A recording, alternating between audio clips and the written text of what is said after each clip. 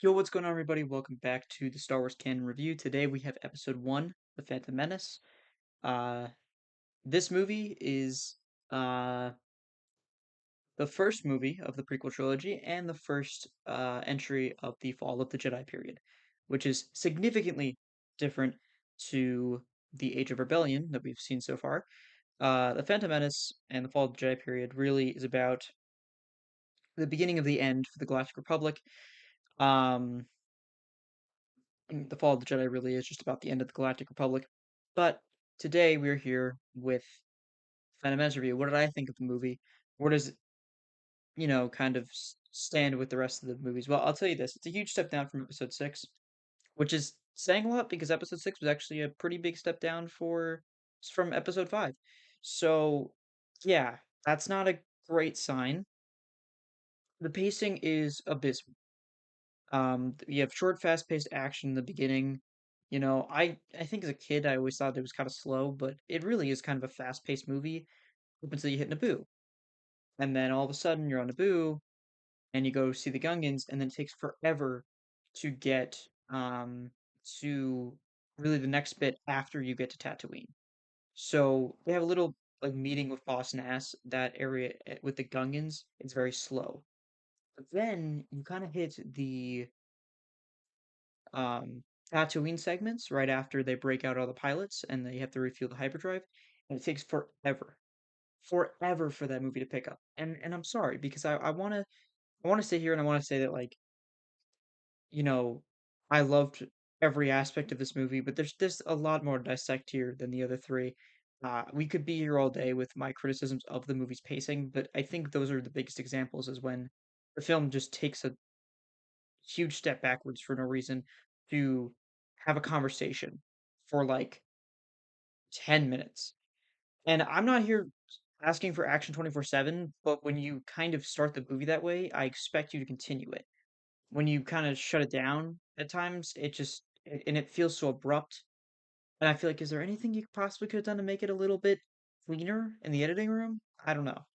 Speaking of, I'd love the pod racing sequence because it was a really neat sequence. If it was like 10 minutes shorter, I looked it up. That sequence is 15 minutes long. And literally by the end, I'm like, thank God.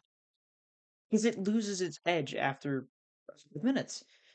And I feel like you could do the race in 5 minutes, kind of a fast paced uh, sort of race. Maybe you could cut it down to 1 lap or 2 laps instead of three. Again, it just feels very long and there's no breaks. So you're just watching that one scene for 15 minutes. There's nothing you can do. So it is a bad sequence because it's so long. Speaking of, sort of sequences and action fights, um, in terms of lightsaber fights, obviously the prequels I think are vastly superior to the original trilogy in a lot of ways. However, there were also a lot of ways in which it sucks, it being emotional depth. The good news is, at least one of the lightsaber fight sequences in this movie has a lot of emotional depth, probably to the extent that the original trilogy did. The first lightsaber fight did not. It was nice, but Ray Park, who plays Darth Maul in the movie, you can tell he's trying to emulate choreography. And I didn't see it a ton with Qui-Gon, played by Liam Neeson, but I'm not 100% sure.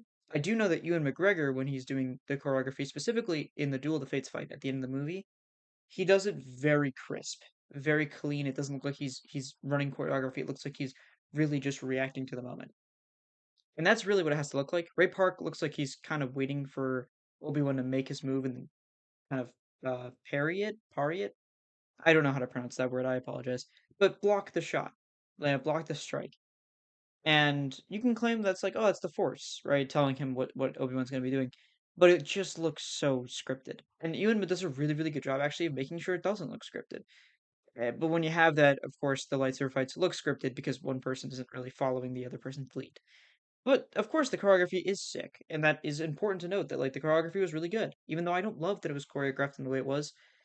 It looked really cool, but you know, considering the lesser choreography of the original trilogy, it's definitely a kind of a jarring difference between the two.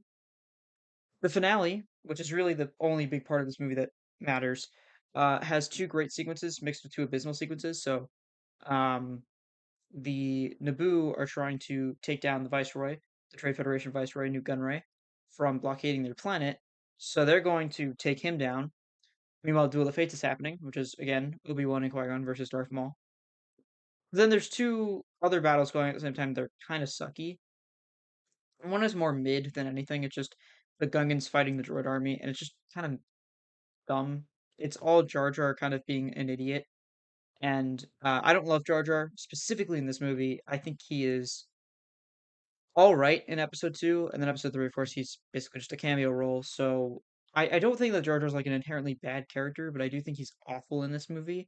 And because this is really the only time we get to see him shine in live action, I don't love it.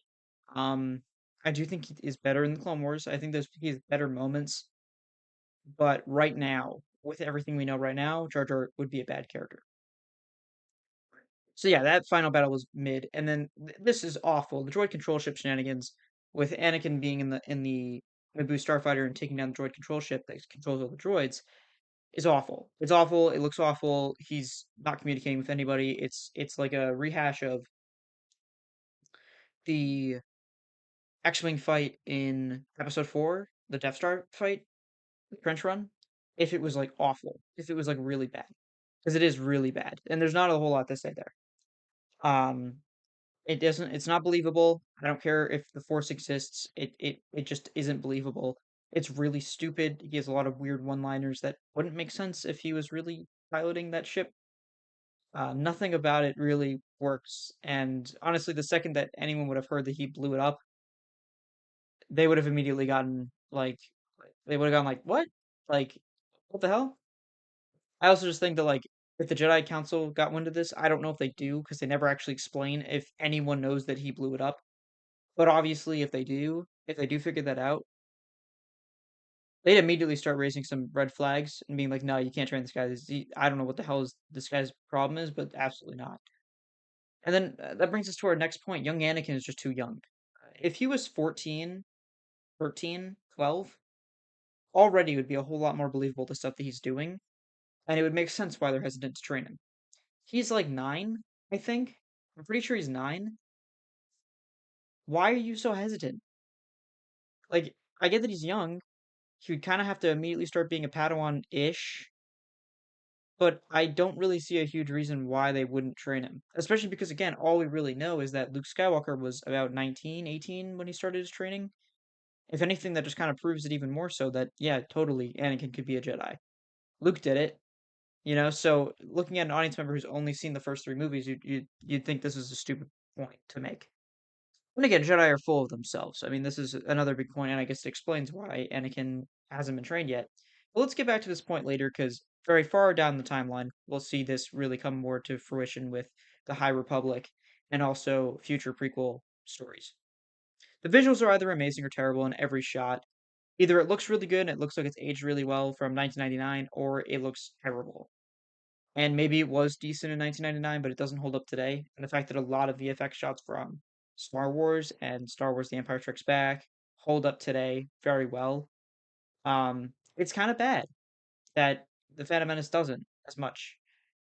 It doesn't make a whole lot of sense to me. A lot of it was good, and then a lot of it looked terrible. So you kind of just have to pick a shot, and then you kind of say, okay, is that a good VFX shot or a bad one? The score is spectacular, as is the sound effects. And I think sound is always going to be a big thing with Star Wars. It always sounds really good. If you're in a theater watching this movie, you're going to think it sounds really good. You're going to think it sounds amazing. And John Williams amping that score, putting probably one of the best scores ever into existence, helped so much. The worst part of this movie is Anakin the Naboo starfighter. I've already talked about it, but the droid control ship stuff was terrible. And the best part is Duel of the Fates, both the song and the actual battle between Qui-Gon, Obi-Wan, and Darth Maul. Overall, it sounds like I really was harsh on this movie, but there are a lot of good stuff with this movie, just as there's a lot of bad things. I'm going to give it a 6.0 out of 10, which would be a D minus. By the way, in case you're wondering, I gave Return of the Jedi an 8.4. I didn't talk about a letter grade for it. That would equate to a B. So there you go for that, which of course means that for error ratings, Fall of the Jedi era is currently at a 6 out of 10. We'll see if that can improve as we go further and further into the timeline. And thank you all for watching. Make sure to like, subscribe, comment down below your thoughts on Phantom Menace. Tomorrow or the next day. I know obviously it's been a couple days since I uploaded. It won't be daily. I'll try to do my best though. We'll be reviewing Attack of the Clones, episode 2, and then we'll take it from there. Love you all. Peace.